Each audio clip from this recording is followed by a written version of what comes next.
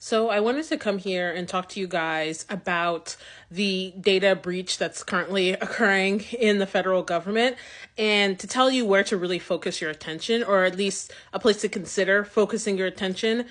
It's not only about the data, it's something that is bigger than this. So a few days ago, as a taunt to Sam Altman, Elon Musk offered to purchase OpenAI for 97, I believe, $billion. So as some of you may or may not know, OpenAI, as it stands now, is a private company. So they are not currently up for profit, although the ultimate goal, obviously, is to perhaps go public, IPO, sell shares, and if not sell the company off outright. So this got me thinking about XAI specifically.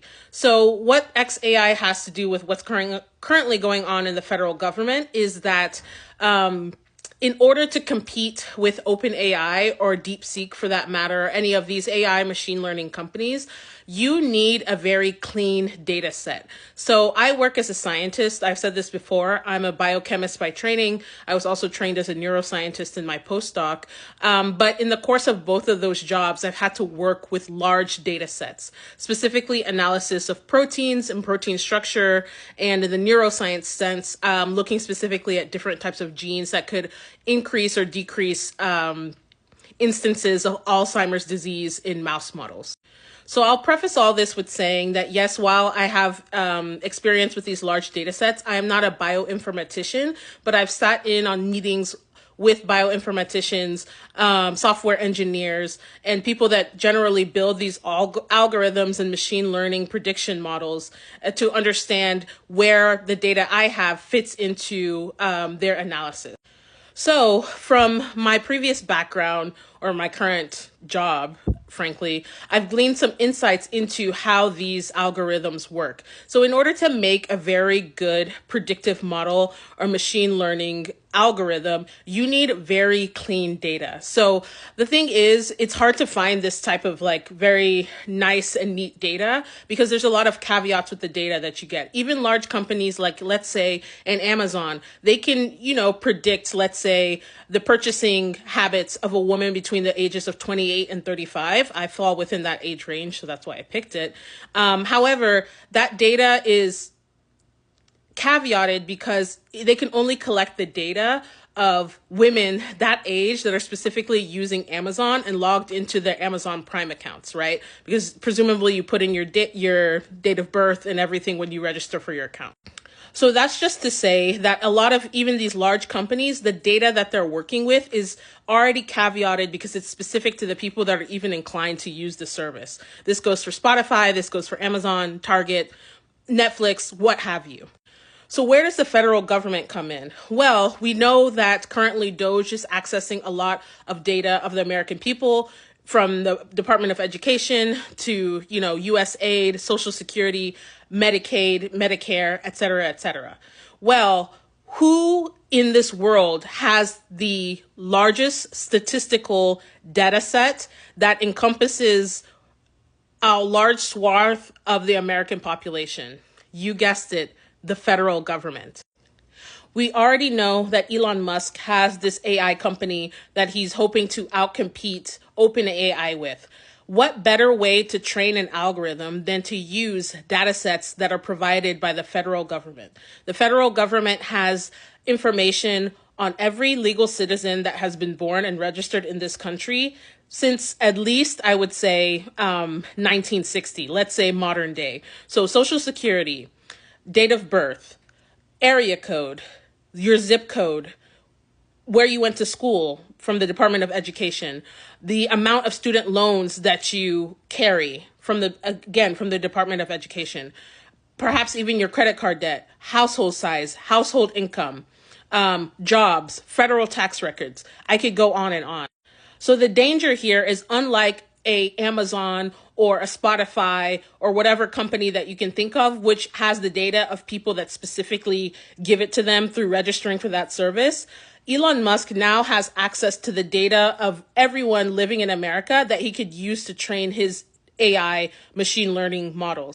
The scariest part about this is that if, it's not a matter of if, it's actually when, they begin the data mining and the training of their AI with all of our information, do you think that AI is going to be copyrighted or belong to the US government, aka an extension of the American people? No. Elon Musk is going to take that AI with him and use it for his own purposes, which some of you will say, duh, I could have already gleaned that. But here's the part that you need to think about. So this is the part that really gets scary for me is, okay, Elon Musk makes this machine learning algorithm or artificial intelligence, right? He doesn't leave that to the federal government. The government will not own that. He will own it, and therefore he has the rights to license it. So what this licensing means that everything that you could purchase from a large company could be affected, and your prices, you could basically get what is the equivalent of Uber dynamic pricing for everything that you purchase because of this machine learning algorithm. With this highly trained data set, he can go out and say, hey, okay, United Healthcare, you typically only have access to the data of the people that specifically sign up for United Healthcare services. How about you start pricing things on the basis of the entire American population? So whereas United Healthcare, if they're, let's say, operating in Alabama, maybe 30, at best 40% of the people in Alabama have United Healthcare. Well, now if they have access to, Elon Musk's machine learning that has been, trained on everyone in the United States, and especially the state of Alabama in this case, United Healthcare can now price their product more precisely or increase their prices more precisely based on this large data set.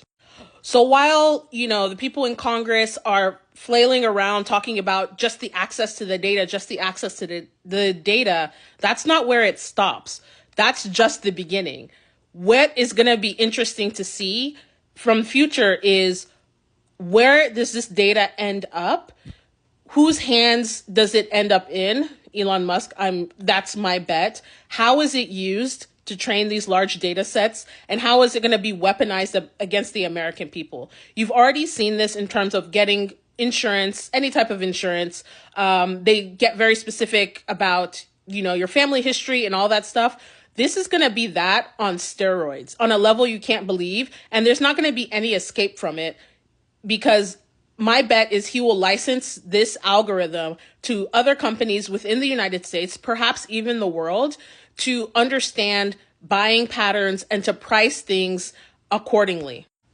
Furthermore, these federal jobs that they're trying to get rid of, he is going to go into those data sets for all of those departments and start training AI on them so they can replace workers.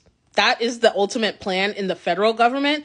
But what is that going to mean for the people in the private sector? How is that going to affect our daily lives? What we're able to watch, what we're able to purchase? Can we even be guaranteed fair pricing anymore? What will fair pricing even mean when you basically have an Uber dynamic pricing model applied to everything that you own in the United States?